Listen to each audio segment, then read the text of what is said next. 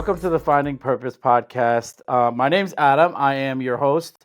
Um, I really just want to thank everybody who has been listening thus far. We've had a lot of amazing guests, from politicians to fitness enthusiasts to people in the philanthropy space.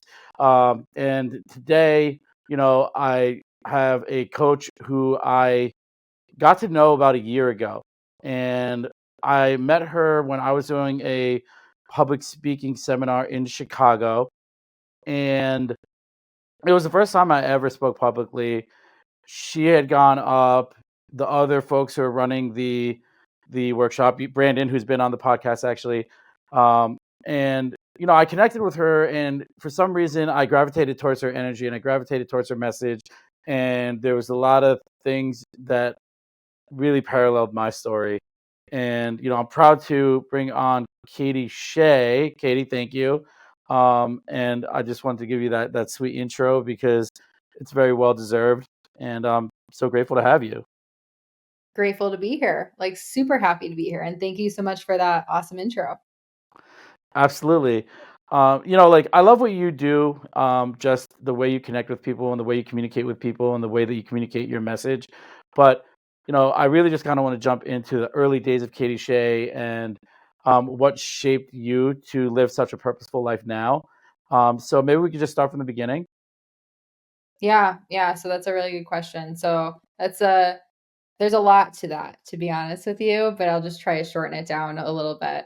My journey began actually in roofing sales because I always thought I was going to become an elementary school teacher. Like, that was the thing that I always wanted to do.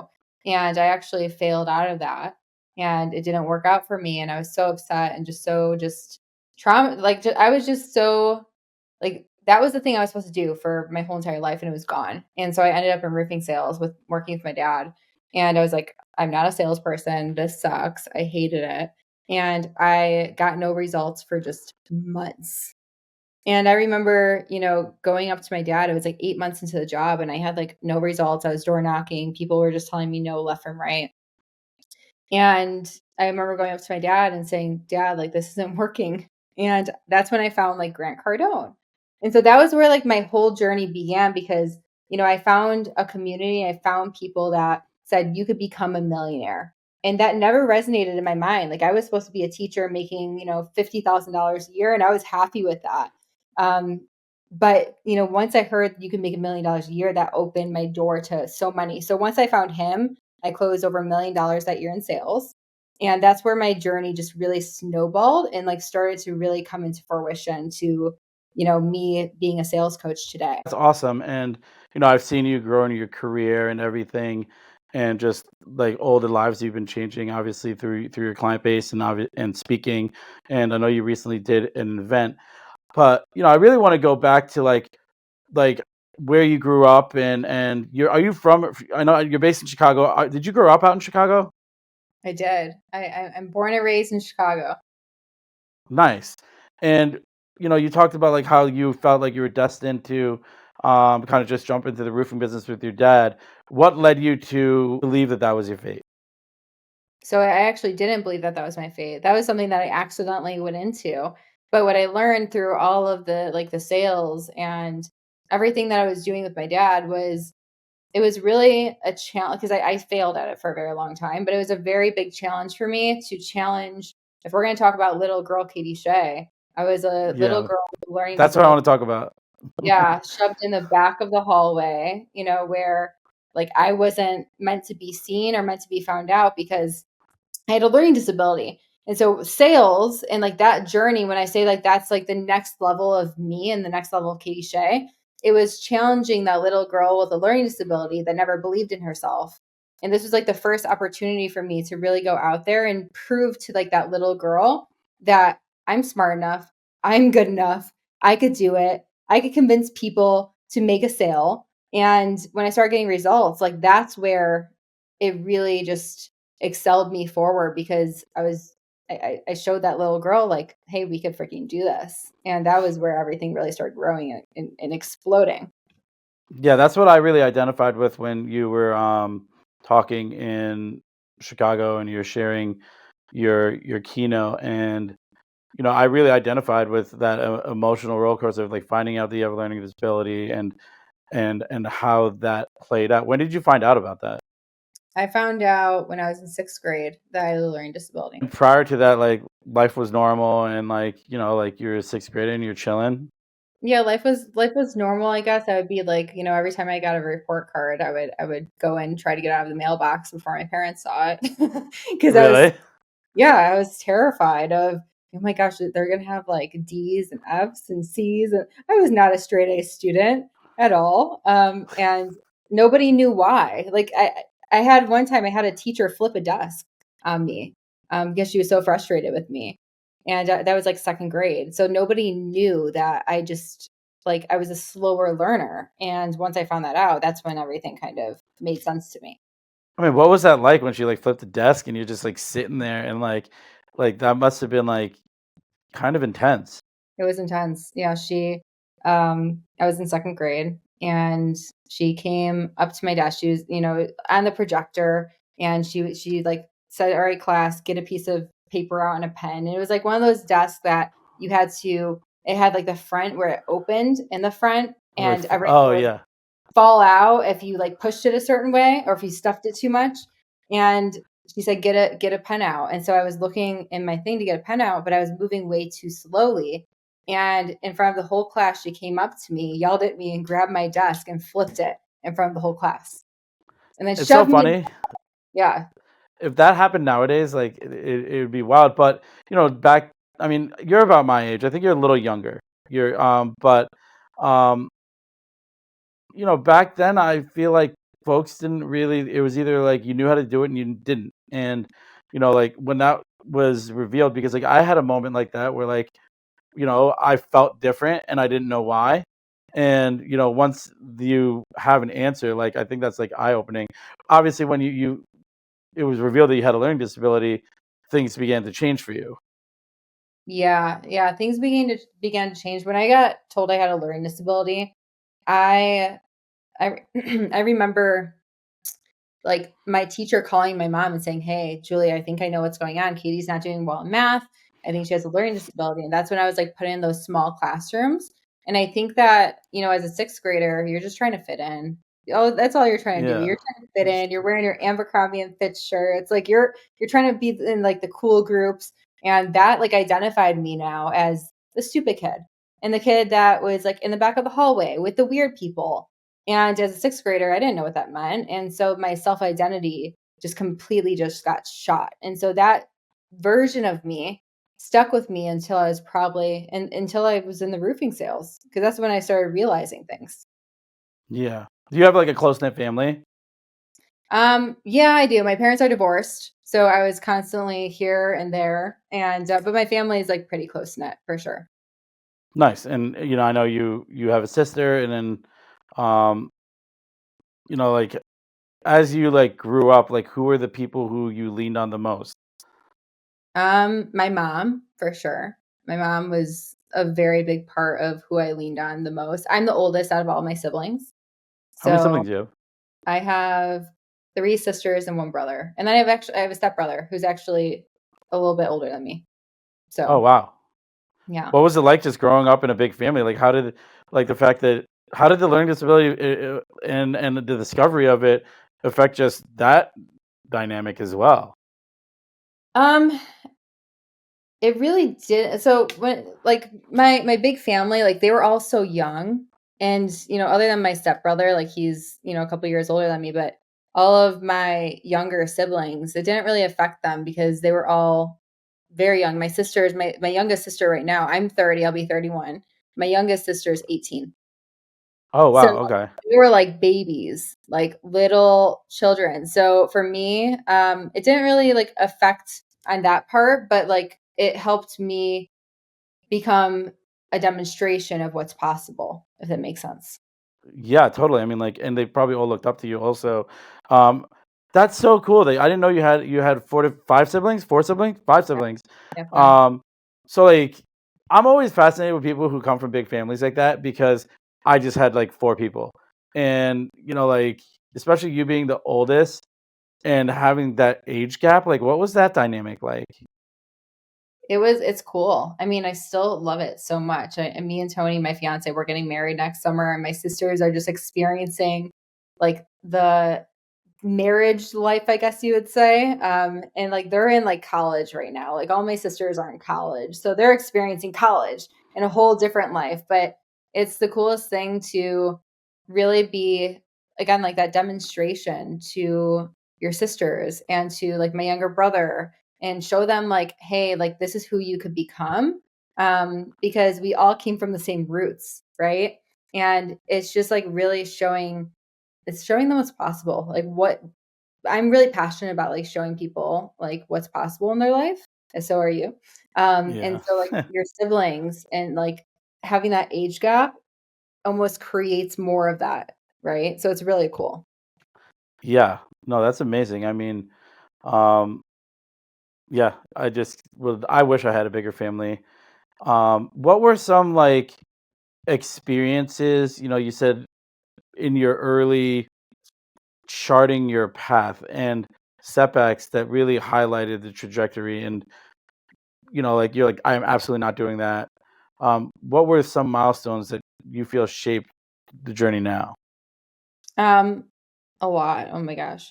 Definitely like if we could go back to like that roofing thing, definitely that, because it put me in such an uncomfortable position to finally do something and take a bet on myself and do it scary, because I was literally going business to business and door knocking. Um, and I didn't realize what was possible back then until I started doing the hard, right? Yeah. That was tough. That was probably one of the toughest, most amazing times of my life. But then, you know, from that to actually continuing to believe in myself when like that little girl just kind of just took me down constantly, the one that had the learning disability and just the one that said, "Hey, we're not worthy enough, we're not good enough. What the heck are you doing?" And when I launched my coaching business, man, that little girl was challenged a lot, a lot. Like, I love how you talk about that little girl because um I think for me, like that was the same thing. Like I had to talk to like who I was in the how scared I was, honestly. I wasn't just like a little boy, but I was a scared little boy.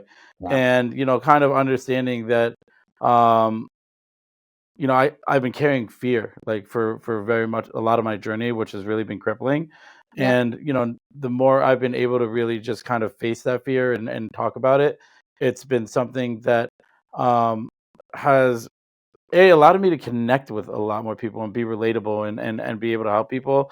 So when you're working with clients, like, are you having them categorize or having them describe the little girl or boy inside of them as well?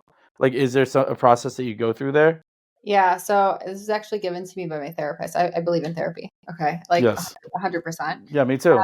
Because it's really tapping into your subconscious mind and really understanding like what's really going on there and who you're behaving and acting like today. It's one of the coolest things. So this is actually given to me by my therapist, and I was like, wow, I'm going to take this and I'm going to use this for my coaching. And I told her that because it's so good.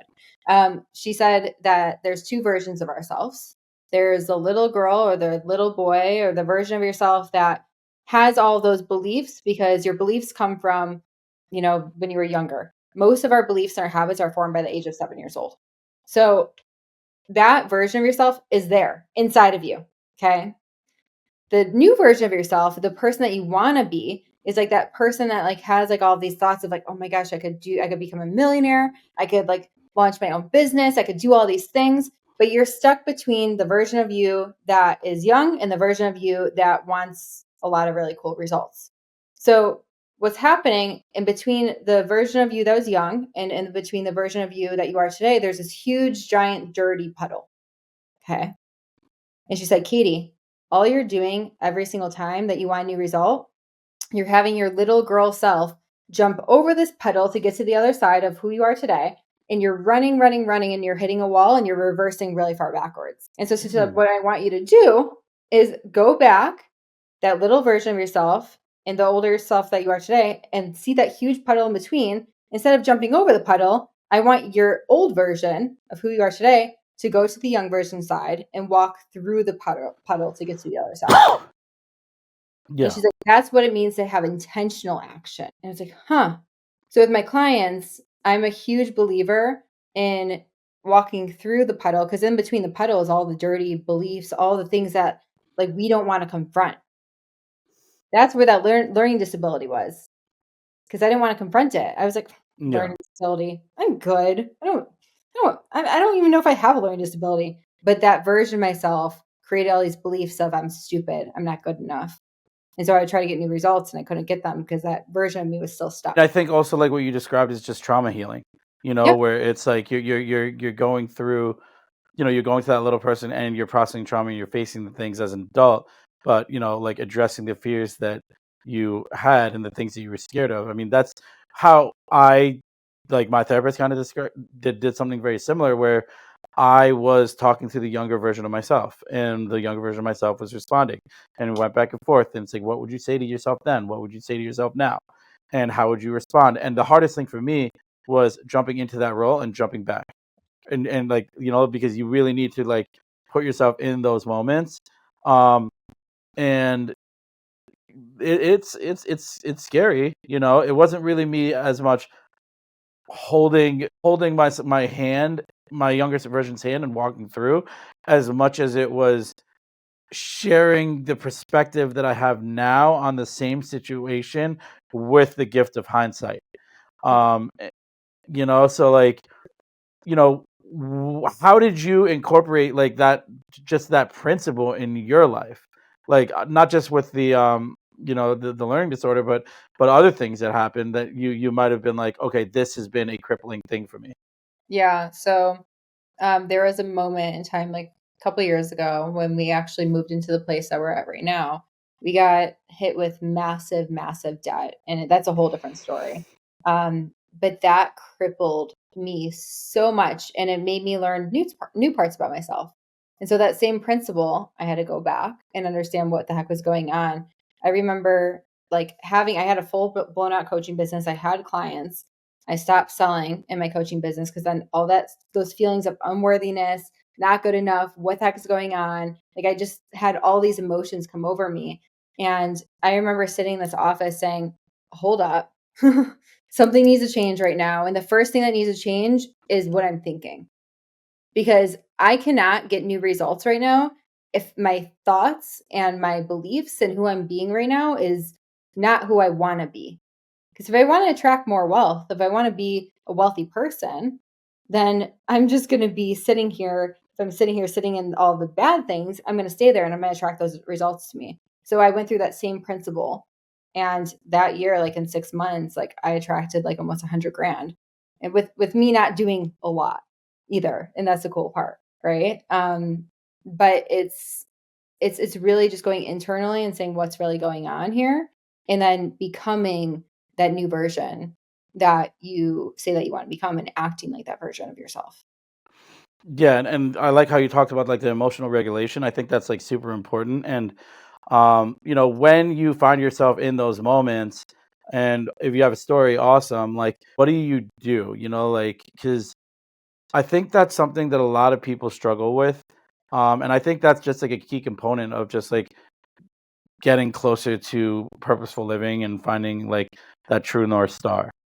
Yeah. So one of the biggest things that I teach, and this is why I teach this because I went through it. Like when I was going through that really hard time in my life, um, I read this book, and she said that like it was like a law of attraction, all of that, right? And I love that Yeah. stuff. And so the biggest thing is how you said, like regulating your emotions. And if you want to be something new, you have to act like that version of yourself. And so one of the things that she gave me, and this is what I actually teach my students now because I went through it, was she said, list out 5 emotions of where you're at right now. So if you feel bad, if you feel embarrassed, if you feel like you're like depressed, like list out all of the bad emotions, and all, even if they're happy, list them all out. 5 emotions that you're feeling right now. Then she said, list out 5 emotions that you want to become, that new empowered, like badass version of you. Like list out those versions of how that person's feeling. And so once I looked at the list comparably, I was like, whoa, I want new results and I want to get somewhere new, but I'm really feeling embarrassed. I feel like shit. I feel like all these things, but I really want to be this person. And so every single day I practiced like shutting my eyes and just tapping into the gratitude, tapping into the abundance, tapping into like this free version of myself. And the next thing you knew, I became that. And I was like, whoa, that's really cool. So like that's a really good practice to just like put down on paper right now to see like how you're feeling and where you want to be and just start being that version of you. Well, that's awesome, because you could also do it on a macro level and a micro level. Yeah. Like even if you're just having a shitty day and like you're sitting at a coffee shop, like looking at this like daunting calendar that you have ahead of you, and you just be like, all right, like how do I get out of this? And yeah, putting things on paper. Like it was so funny because I was just having a conversation with Rob Trax about that, where he's like, bro, like once you put things on paper, it's like your thoughts become like tangible. Yeah. And that's like such an important practice, I think, that I incorporate. Sometimes it's really just putting a note in my phone too, if I don't have a pen and paper. And like it feels like a cop out when I do it, but at the end of the day, it is what it is. I'm noting it where I can visibly look at it later. I'd love to hear like a story about like like how one of the I know you have a really good, strong relationships with your clients, and I know while it is a business, there are very personal relationships, and people do share a lot of vulnerable things that happen in their lives. What is your favorite transformation story of a client, and why? So I have this one client, like my favorite one. I love clients that come in and just take massive action and get results like that. Like I could talk about those people all day because it's so cool. But there's this one client that I have, okay, and I freaking love her so much. I've known her for, my gosh, like 3 years. She was part of other Tony Robbins groups that I was part of, and she joined my coaching program. And for like, she was just really stuck in her head for a very long time. Okay. Like she was probably stuck in her head for, I mean, she's in her 50s right now. So let's just say 50 years. Okay. She's stuck in her head for 50 years. She wanted to become a coach and she was stuck for so long, so long. And I kept on telling her, stop trying to get everything perfect and just get it going. Because like getting everything perfect is going to hold you back so much. But once you get it going, you're going to take massive action. So she listened to me and she got out of her own head and she did things scary and she was stuck for 50 years. And then she comes in and she was still stuck for a while. Okay. Once she took that first step, she got a coaching client. Then she came to my impact experience event here in Chicago. On the plane ride home, got another coaching client. She's going to the Emmys this week because she got asked to be at the Emmys this week. And she's actually going to be serving people through her coaching at the Emmys. And she The then Emmys the in yeah, LA? the Emmys. Yeah, oh Oh, yeah. okay. Oh yeah. And now she got written in 4 magazines and she's writing a book right now. Oh, that's So awesome. that is such a cool transformation story because it shows that sometimes we're our worst enemy, but once you get out of your head, things just get attracted to you and things just get like poured or pulled towards you because you're not in your head anymore. And now you're being a different person. And that's all she did. Now she's That's attracting. crazy. So it's cool. Yeah. Like I love like a lot of components of the story, and one thing you talked about was like being the enemy of yourself, and I think that's like something everybody can relate to, whether Yeah. it's just procrastinating or whether it's just not getting the work done. You talked about seizing action. When was there a moment when you felt like you were the biggest enemy of yourself? Hmm. Um, it's a really good question. I feel like I've been the enemy of myself for years. Honestly, like it's been a journey because every single new level that you get to, you learn something new about yourself, right? But I guess like when I really found out that I was being the enemy of myself was I used to be very masterful at partnering up with people in my business because I found out after I would move away from that partnership that I didn't truly believe that I could do it by myself. And so it's not really a specific moment, but there's moments where I noticed I would have a partnership and it would be a really powerful person, like people that Yeah. like impacting millions of people, like really powerful person. And I didn't truly believe that without that person I could do it. And so Was I it think like professional codependency kind of thing?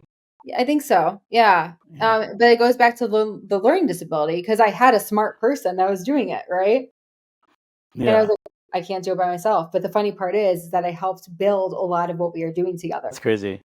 Yeah. So like what got you out of that rut? Like what It was me doing a lot of work on me, but also saying, like, going through the work to say no. I had to become really good at just saying no and really laying it down to say, is this coming from a place of fear or is this coming from a place of I really need this?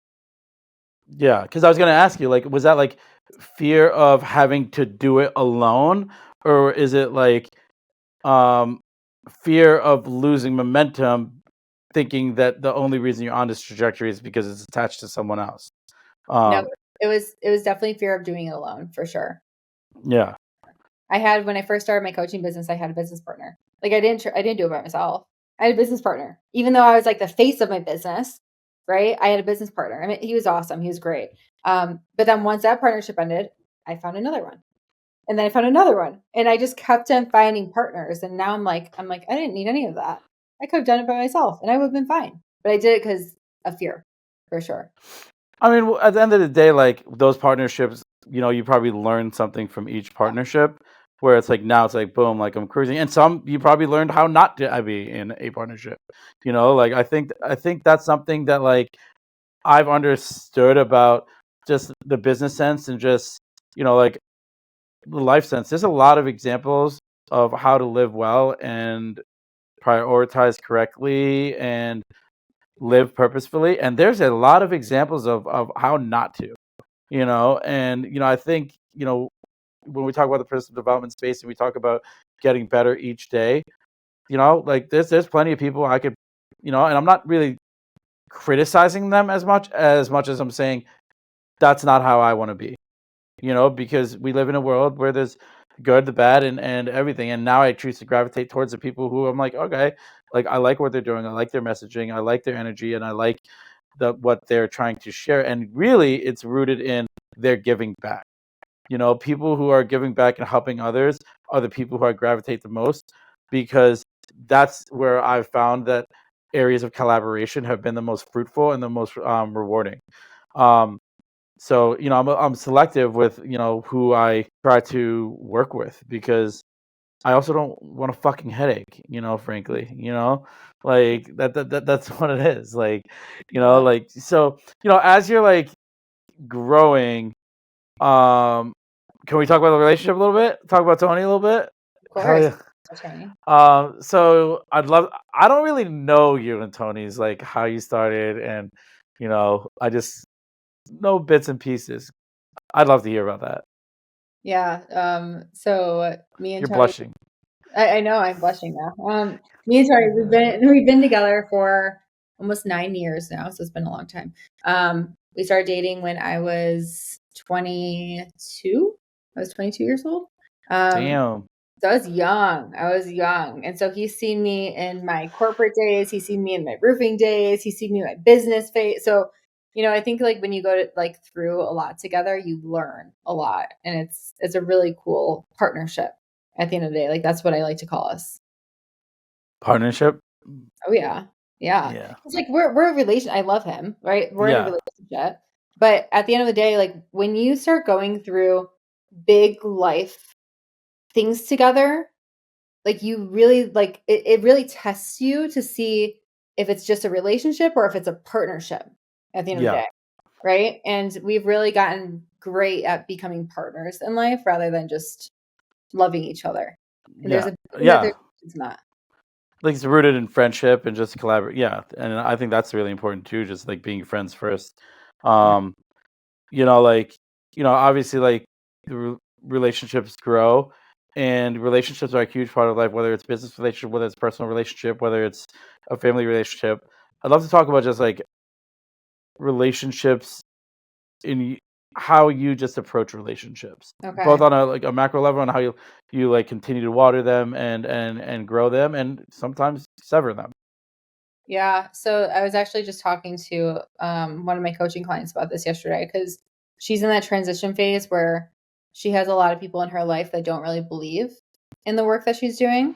and like think that she should go and work for a corporate job. And there's nothing wrong with that, by the way, but that's not what she wants. And so for me, like I've gone through experiences like that as well with like friends and family and people. And it's hard. It's really hard. Like when you're growing to a new level, it's really tough to, I don't want to say separate from the people that you love, because I don't believe in that. I believe that you just choose what you're gonna give energy to that relationship for. Right. So for me, like my relationships and like how I move through that, it's like when I'm looking for a friend, I guess you'd say, I'm looking for somebody that thinks like me or thinks way above me. Yeah. That's who I'm looking for. Okay. My friends that I have, like that I've been friends with for my whole entire life, I just choose what I want to pour into them with my energy, because that's really important, because I know that they probably don't think like me, and that's okay. Right. So relationships to me are just like, they're so important, but you also have to protect your own energy in that, because I truly believe that your own energy is the most important, because if you don't protect yourself, you're not serving anybody. Yeah, no, totally. And I love how you said that, like, you're talking about your clients, like her family didn't believe in her, and I just went to a conference and someone said it's easier to get someone to love you than to believe in you. Yeah. And it's so true because, my family, same thing where I just kind of left my job and was like, boom, boom, and here we go. And my dad, he raised an eyebrow. Thankfully, he didn't talk about it too much, but he raised an eyebrow. And when you left your, sure opportunity with the roofing or in corporate, and when you made these transitions, did your family like believe in you, or did you have the support system that believed in you? I don't think that they did. I mean, they never said it out loud, but it'd be like, Kate, you should probably get that job because it's going to have more security, and like it would be like things like that, but it wouldn't be so much of the, hey, like I don't believe that you could do this, but I knew in the back of their head they were like, what the heck is she doing? I'm grateful because I came from two entrepreneurial parents. Mm, So I believe that I'm the way I am, and again, there's nothing wrong with corporate. I actually believe that there's great things with corporate. But for me, being in a corporate setting with having two entrepreneurial parents that own their own businesses, that was so hard for me to stay in those businesses, because I was like, there's more out here. I could do more than this. yeah. And so when I made that transition, I think that they wanted me to have security, but they also kind of saw the vision of owning your own business. That's awesome. I think that's rare, like coming from two entrepreneurial parents. And Yeah, growing up, would you be incorporated into any of like their business? Like, would you? I mean, the roofing business was your dad's business, it was. I worked for my dad and I worked for my mom at one point. so So I being worked. immersed in their business. What is your mom's business? She owns a baby clothing company. Oh, nice. Hmm. Um, so like being immersed in those two different entrepreneurial ventures, like what did you take apart? I mean, like you had a front row seat to just how the life of an entrepreneur is. Yeah. I learned a lot from each business, right? I think that when I joined my mom's business right out of college, and it was fun. It was like a mother-daughter business. We were doing things together. It was so much fun.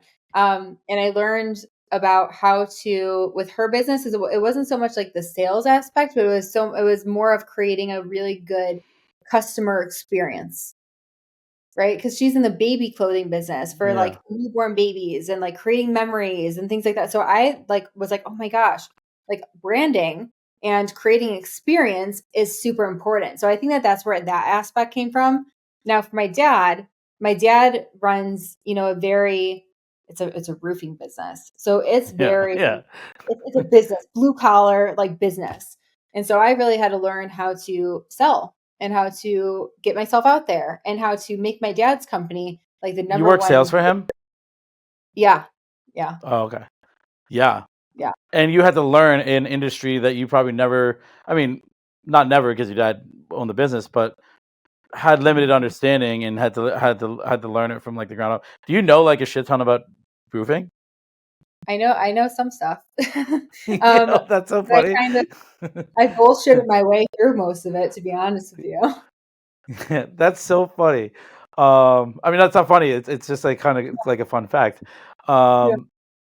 So like I love that because I think that's rare. Like where there are a lot of people, especially in the communities here in the Northeast, where it's the trickle down wealth, and like you kind of just do whatever your parents do, or you go straight to college. You Yeah.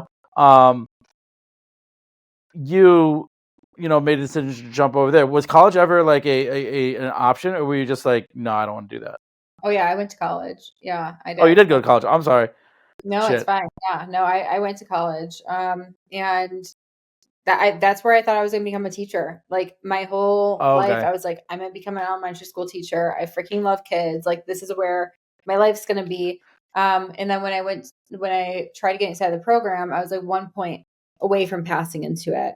And they were like, sorry, Katie, you have to wait like another year in order to get inside the program. And so I think it was like the universe or God or whatever you believe in, but it was like a sign to say this is not your trajectory and this is not what's going to happen for you. And then that's where I ended up in my mom's business, and then and so on, and my dad's business, and everything from there kind of just Sorry, I spiraled. didn't mean to skip over that. Then I like glazed over it. I like freezing in and out. There we go. We get you back, Oh, Adam. I can hear you now. Yeah, here we go. You totally froze and then went You away. totally froze. Oh, weird. Okay, so I got to the part like where I'll edit it out. Okay. Um, I'm trying to figure out segue into So entrepreneurship, and then okay, so the when I was for schooling. we're talking about relationships. Yeah, it was when I You went froze to. again. Are we good? Yeah, I think we're good. Are you good? Okay. I mean, Yeah. Nothing's freezing. I mean, you're like a little blurry, but you're a little you come blurry, back. but it's gonna like be fine. Like once it uploads on each end, Okay, good. so that'll be fine. You know, I don't know where to pick up now. That threw me off We'll so figure it out. bad. That's never happened before. I just don't know when I got So done. we were talking about your parents, and then Oh, the entrepreneurship. So I just want to talk just a little bit about purpose and what that means to you, because I think a lot of what you do is you lead people to their purpose. And when you're doing that, what are the major pushback? What's the major pushback that you get that you see in all clients or the majority of clients? And how do you use your personal story to motivate them, or do you even? yeah, I for sure do. So one of the biggest things that I guess I'm really good at is helping people tap into like their purpose and like why they're here. That's why I help coaches launch their coaching businesses, because it really comes from diving into like within them, like what have you experienced in your life that you could serve somebody else with, right? So one of the biggest things is really understanding like where were you at one point in your life, like what experiences have you gone through, and then what steps did you take to get out of that to who you are today, right? And then package that all up and make a coaching business out of it, because you could really serve somebody. So that's one of my like the biggest passion, most passionate things that I have and that I do, because most people just don't know that. And I guess the pushback on Yeah, that is people try to create a purpose because they feel like that's the purpose that they need to do, but it's not really a purpose within themselves. They're doing it for their I family totally and like things that around them other than themselves. Does it make sense? No, totally, because I think also people commonly make the mistake of identifying their occupation as their purpose. So it's Yeah. like, okay, I mean, even people in the highest echelon of services, like doctors, who are like, yeah, I've been a doctor for 10 years, but my parents told me like I need to go to med school or law school or whatever, and they went to med school, but really this is what I want to do. I'm in love with art, or I'm in love with this, and this is where like my passion would be. And I think a lot of people do get stuck in that, where yeah, like maybe they're making a good living, and they're taking care of their family, but they're not happy. And So I think that for me, I'll be honest with you, like in when I met you, I was very skeptical about coaching, and I think I even shared that with you. I Yeah. was like, why do people need coaches? I was like, it's bullshit. I was like, I think it's just a way for people like Tony Robbins and the likes to just line their pockets by building this huge pyramid scheme of coaches, and they're all saying the same shit and they're doing the same editing thing. And I almost came at you almost like Yeah. that in an angry tone and saying, now here I am, like anyone asking for a coach. I'm like, yo, talk to my friend Katie. And like, so like I've obviously made a full circle perspective of that, but for me it's also like getting to know the person. Yeah. And that's where a lot of the skepticism was rooted in, because I just Yep. saw like the coaching industry just being oversaturated with people who are just like, I can do this, and then sitting with them and talking to them on a personal level. And I wouldn't trust this person to drive me to the grocery store, let alone guide me through life. So Yeah. what do you say to folks who like had that same mentality that I did back then? Yeah. There's people that are coaches, and then there's people that are just not ready to be coaches yet. Right. And for me, I teach people how to become coaches, and I will turn away people all day if they're just not ready. And what makes somebody not ready is if they haven't gone through an experience in their life that they could truly teach from, how they went from point A to point B. If you don't have that right now and you're working through that, you shouldn't be a coach, right? And And then you're so on that road from point A to point B right now, right? yeah, yeah. So here's how I say it, okay? If you are somebody, your past version of yourself, okay? If you have a past version of yourself that is, let's just say me, okay? I sucked at sales. I was awful at sales. I didn't know how to sell. I didn't know how to do any of that freaking shit. And then the version of me today, pretty freaking good at sales. I know how to sell. I know all the sales strategies. I know how to really guide a conversation. That version of me today can coach the past version of me because I know how to get from point A to point B of being a really good salesperson. But I experienced that. And so somebody that comes up to me and says, Katie, coaching's bullshit. I hear you. Okay. I agree. I think that coaching industry is so saturated, but it's because so many coaches are getting certifications and all these different things that's not related to their inner stuff and what they've overcame in their own life. That's the true Yeah, qualification, right? So totally. if you could show a past version of yourself how to go from point A to point B of where you're at right now, and you have the step-by-step guide on how to get there, and you could like literally pull somebody through that, why couldn't you be a coach? Why couldn't you help that person? Well, that was actually what you said to me when we set up a one-on-one like a year ago, and you're like, you need to figure out what you want to do, bro. Like that, I mean, nicely, that's basically what you said. You need to figure out what's important to you, and what niche you want to jump into, and where the value in your story can help others. And I've done some work, and I've still think I'm not even nearly there in refining exactly my craft, Yeah. but I'm definitely in a place where like I've established clear goals, and I've been able to just connect with other people who are supportive of that. Where like right now, like yeah, like I need to collaborate with different organizations or different folks where I can learn from. I think that's really like the most important thing is being teachable. Yeah. And when I was bringing that perspective to you, a year ago, I didn't really know much about the coaching also. And like, and it's not like I was thinking that like, oh, like I already know everything.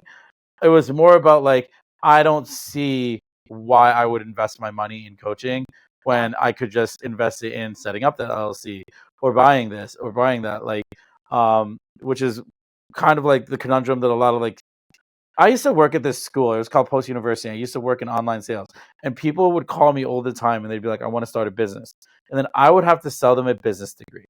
And in hindsight, I feel like such an asshole because I put them like $40,000 in debt when they could have invested into their business. And I took that mentality into coaching, Mhm. which now I understand where it's like, okay, like you have your niche, and you figure out. Were you always coaching just coaches, or what was your niche prior? So I remember when I started, so I became partner with Grant Cardone, and that was like when I was doing sales coaching, and I still do sales coaching.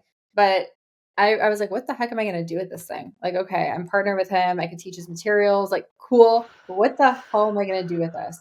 And I remember getting tons of messages on Instagram through like network marketing companies saying, hey, girl, love your product or love your hair. You're beautiful, whatever the heck they would say. And then I remember calling my old business partner back then saying, hey, I think that we could serve these people with the sales strategies. And so I just started reaching out to those people and started jumping on like trainings and team trainings and doing all that. And that was my first coaching niche. And then those people started asking me how to become a coach. And that's where I transitioned to helping coaches. Oh, okay. Yeah. That's crazy. All right. Everyone needs a coach. Oh yeah, I do. And here's why. I have a coach. Okay. I do. I practice what I preach. I think that if you want to get, let me rephrase this actually. Does everyone need a coach? No. If you're ready for the coach appears, right? And I really do believe in that. But if you want to get to a new level in your life and you see somebody that is a coach or somebody that is already there, let's just say a mentor or coach, that they're already there, why would you not want to work with them? Because your time span from getting from point A to point B is going to be so much shorter and so much faster if that person truly has the results. And that's the only coach you should ever hire. If somebody doesn't have the results, you shouldn't hire them. But if they have the Yeah. results, hell yeah, you should hire them because you're just going to be going on Google, going on YouTube, and trying to figure this all stuff by yourself. And it will take you might be able to do it, but it's going to take you a really long time to do that. And time is money at the end of the day. Time is money. Yeah. What was the coolest? What of all the coaches that you work with now? What's like the coolest niche of a coach that you're working with? And did you help them find that purpose, or did they already know going into it? Because Yeah, you must talk to a wide array of different like I do. people and I do. skill sets. I have a health coach. I have them all. I have relationship coaches. I have them all. One of the coolest coaches that I think I have right now, she is actually a sports journalist for soccer. And so she came to me wanting to, I mean, she's really successful in sports journalism. She's doing a great job. And she started having people reaching out to her say, hey, how can I do what you're doing? How can I become a sports journalist as a female? And so what she does is she helps females turn into sports journalists and break inside the industry. Like that's her whole entire thing. And like that's so niche down and so specific, but it's so cool because she's helping that one specific person have that one specific outcome in the sports journalism industry. So that's cool. That's awesome. That's so unique. So unique. Well, now I know. Like it's so funny because you should just like create a Rolodex and like, hey, like anybody need this type of coach, and you can connect them. But you probably do that all the time. When it comes to purposely living in your life, what are some daily practices that you incorporate to make sure that you're like on point and you're being honest with yourself Yeah. and obviously being motivated by the right things? Yeah. I'm going to be honest with you. I used to be such a big person on like having my morning routine and doing this and doing that. And what I really found was it depends on where I'm at. Okay. And let me just elaborate on that a little bit more. Um, if I'm at a space where like I'm feeling that area of me being down, I'm emotionally feeling like that because we're human beings and that's just what's going to happen in our lives. And we're busy people. Like you don't need to have a morning routine every single day to make sure that you stay on point. It's going to help. Okay. So I just transitioned back to my morning routine, which is meditating, visualizing like who I want to become. Like, I guess my daily practice, if we could just put anything into a daily practice, it's constantly making decisions. I call it your alter ego, making decisions from your alter ego, because that's the version of you that's going to get the results that you want. Right. So that's like a daily habit and something that I do. And then, I'll meditate, I'll visualize, I'll like script out, a day in the life of Katie Shea, 2035 or something like that. Right. Yeah, totally. I mean, it's so funny because that's one approach, and then there's so many people who are on the opposite end where they're like consistency, consistency, consistency. Like have your morning routine in place, do the same thing. It's going to increase productivity, and it's such like a different approach. Um, but I really think that's why we're different. Like Yeah. that works for you, and that works for you, and like you're not the same person every day. What are your thoughts there? Yeah, I agree with you. I've been on both sides of it. So I've been the consistent every single day, but here's what happened for me at least was it became more of a chore than something that I actually really love to do. And once something starts becoming a chore, you're not really intentionally doing it. And so for me, like I'm like, hey, if I miss a meditation one morning, whatever. If I feel myself like emotionally just like I need to like go to a place of meditation, I'll do that. That's kind of how I Yeah. hear, my routines is like where am I at emotionally and let me put my emphasis on that part right now. Totally, yeah. I mean, I'm totally the opposite. I actually do need that, Yeah. because if I don't have that, then I feel completely unstructured, and Yeah. that's just like the pressure I had to put on myself because routine for me is really important. But I'm also like, I'm also in recovery, so like, like for me, having the disorder, it starts with one thing, and then it can escalate to other things. 100. So, that's part of just like a program that I live by. Yeah. Yeah, there are some days that I do skip, and the other part is just not beating the shit out of myself over it, and just like understanding, like, all right, dude, like you didn't go to the gym right at 7, or you didn't do this, or you didn't, like I gotta understand it like that. Um, you got tomorrow, bro. Yeah. What about like, like I know you go to the gym, I know you like incorporate what like that type of wellness.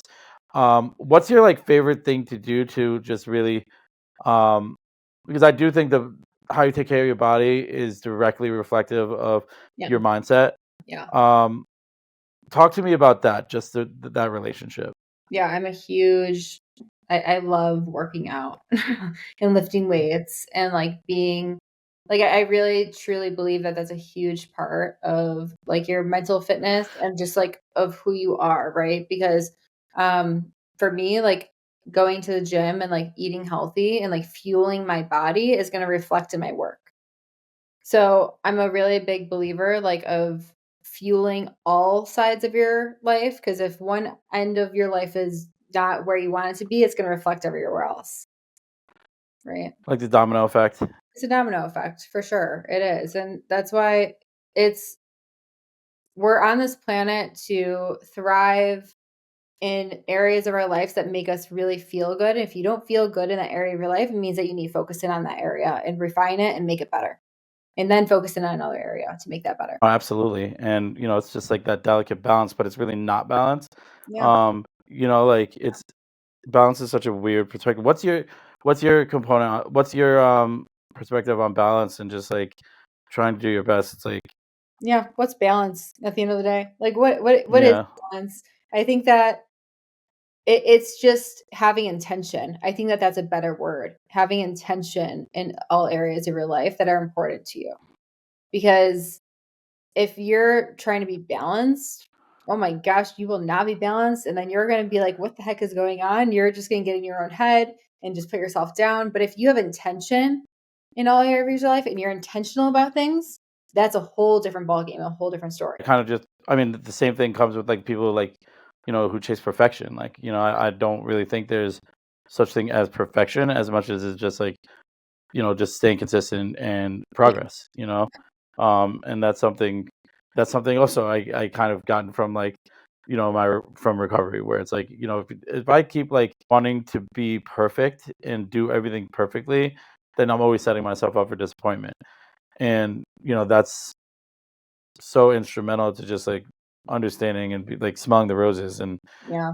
what do you do when um you are in a moment of stress and you are putting intense pressure on yourself? How do you process that?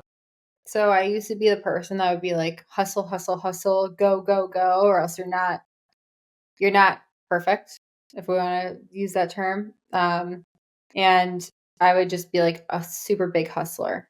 Okay. Over the years, I've gotten really good at like distinguishing if I need to take a back seat because of me feeling burnt out and just like feeling just overwhelmed with things, or if I need to just completely like dive into it because it's fear. Because that's a whole different thing. If it's fear based, that means go all in. If it's burnt out based, that means take a step back and stare at a freaking wall if you want to, and just do nothing. And I've gotten Yeah. really good at that. So, and that's practice. That's a whole practice that you start doing. But for me, like if I'm feeling really overwhelmed, I'll shut my laptop. The old me wouldn't do this. I would shut my laptop and I would just chill. I would go for a walk. I would refocus. Sometimes I don't even want to meditate because I just don't want to do anything that makes my brain work in those moments. So I just want to just be, go walk outside, just be me and just, just do things without having to use brain power to do it. Right. Yeah. No, awesome. I know you. I know I actually have something coming up, and so I wanted to just kind of ask you a couple of rapid fire questions. Yeah. Um, if there were three pieces of advice that you give to someone who's lost and on their journey to finding purpose, what would they be? That's a really good. So 3 pieces of advice. Um, Go internal, meaning like listing out all of the things that number one, here I'll give you a couple actually. Listing out all of your accomplishments that you've gotten. That could be like accomplishments of, you went to school and you graduated from college and like that feels so good for you, or even an accomplishment that you just did your laundry. I don't know, like whatever that means for you, just like list out like top 5 accomplishments that you've done. Okay. It has you refocus on like the things that you're like, wow, I actually did that. That's really, really cool. Right. Another thing would be looking at all the challenges that you've overcome in your life. Because sometimes we focus on victories as like, I played football and I won that game, which is really cool. But then I want you to look at like, what challenges have you really overcome in your life? And that's really when you start pairing the victories and the challenges together, you start to realize that you've really done a lot in your life. And you start to realize, wow, I overcame that or I did that. And that's where purpose really lies in. Right. So for me, it was okay, challenge, learning disability. Victory, I crushed it in sales. So I had like this like thing now say, okay, learning disability, sales. And when I started, whoa, fireworks, okay, hello. When I started coaching people, I realized I didn't really love coaching them on sales. I love coaching people to have the power to believe in themselves, to take action and do something. Yeah. That's where my purpose really came in. So those are like the 2 things that I would say to really like look at and lean into and find like what have you done and then build something off of that. And that's really where purpose I think comes from. It's awesome. And I just want to like say something. Like it's funny because like you started this conversation how you worked for your dad's company and you weren't into sales and you didn't want to do sales, and now frankly, I kind of hate how you call it sales because I think for you it's really just attraction. Yeah. I mean it is sales, I guess. I mean it is totally sales, but like it's attraction. I don't look at you as a salesperson. I don't. It's crazy. I just don't. And I think that's why I gravitated to you to begin with and continue to make an effort to reach out to you and check in with you because you have that energy where it's like, yeah, like her opinion does matter to me, like her feedback does. So I just wanted to segue, like I just don't look at you as a salesperson, but you're a killer. Thank you. um and then the last thing is like I wanted to ask you was, how does purpose itself play a role in your daily life? So for me, it's really like having a coaching business is really cool because that is my purpose and like what I'm here for because I get to really help people build something off of what they've internally experienced, which is the coolest thing for me because that's exactly what I did. Right. So that's where my purpose came from. Um, so for me, like it's funny that you say that I'm not a salesperson because I agree with you. Um, I reach out to people every single day and I talk to people every single day. And that's my quote unquote sales person. Okay. But if you were I don't know. I if don't know where those are coming from. I don't either. We're just gonna just go. It's the universe just pouring all of the good stuff on me. But it's funny that you say that because I'm reaching out to people and I'm living in my purpose every single day because I know if I reach out to people and I talk to somebody, I'm going to impact them. And once I impact them, that fuels my purpose. But the first person that I need to impact every single day is me. So I impact myself, and then I go out there and impact other people. And it's sales, but I'm really just guiding people to make really powerful decisions in their life. That's really what it is. For that. Katie, will you tell my audience how to get in touch with you and what you have coming up? And congratulations to you and Tony on your upcoming nuptials, obviously. Thank you. Thank you. Yeah. So Instagram is the best way to get a hold of me, which you can follow me at Katie_Shea13. If you want, shoot me over a message. And if you're looking to grow a coaching business as well, and that's something that you feel super aligned with, you could DM me the word profit, and then I can send you over like my guide for that as well on Instagram, which is kind of cool. Something I'm really looking forward to right now. I mean, I'm getting married next year in Greece. So that's going to be exciting. We're getting married in June. But then also, I'm going to be launching a new impact experience event in Chicago for next year as well. I don't know when it's going to be yet because I'm in the middle of wedding craziness, and apparently that's a whole nother business. But I'm looking forward to just having events and really, marrying that guy. It'll be fun. Well, wedding planners are essentially coaches, so there you go. Yeah, I got one too. Yeah, there you go. You'll be fine. Thank you so much, guys. And for those of you who listened, enjoyed, and got something out of my conversation here with Katie, I do urge you to obviously subscribe and leave a flowery review. And you can also reach Katie by reaching out to me, and I'll be happy to connect you. Thanks, Katie. Thank you.